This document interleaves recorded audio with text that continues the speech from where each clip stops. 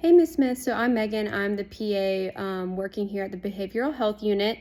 And after talking with you and doing a good physical and mental status exam, it appears that you're in a state of psychosis right now, most likely induced by the opioids you've been taking.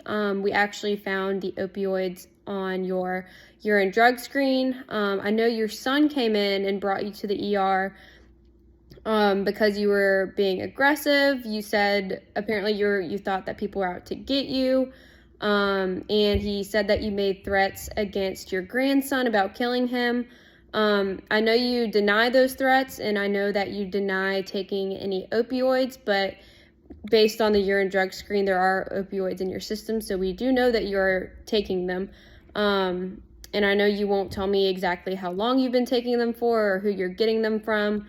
But that is something that's going to need to change. The reason why you're so agitated and having these auditory hallucinations and delusions is most likely from this medication. I saw in your chart that you do have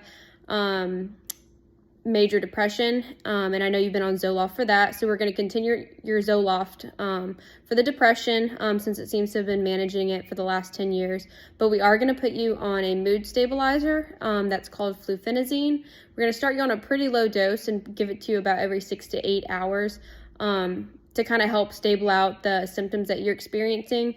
And I know it's kind of hard to wrap your head around the symptoms you're having because you are denying taking these drugs and you're denying any other symptoms, but based on my personal experience with you, it does seem as though you are in an acute state of psychosis. And the delusions and hallucinations you're having are not something that you should normally be having, and because they haven't been things that you've had in the past, and they've most likely been occurring since you've been taking the street opioids you've been buying off of people, that is the primary diagnosis for today. So what we're going to do is we are going to admit you into the behavioral health unit.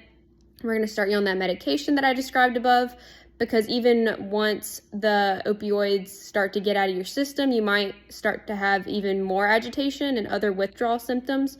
So we're going to keep you here for at least 5 to 7 days, give you this medication, and see how you are day by day, just to make sure that your mood is being controlled and that you get back to a state of normal mood and activity. So we're going to monitor you every day here. We are going to do some labs. We're going to check your liver too, just because the medication we're putting you on can affect your liver, but we're going to check your levels just to make sure that nothing else is wrong. I have talked to your son and your family, and they agree with my diagnosis, and I made them aware that you will have court next week with the probate court to decide whether you are fit to be sent home. And hopefully by then the medication will have mellowed out your mood. But once you do become a little more stable, we need to have further conversation about abstaining from this drug use, because this is a problem and could have serious long-term effects on your health.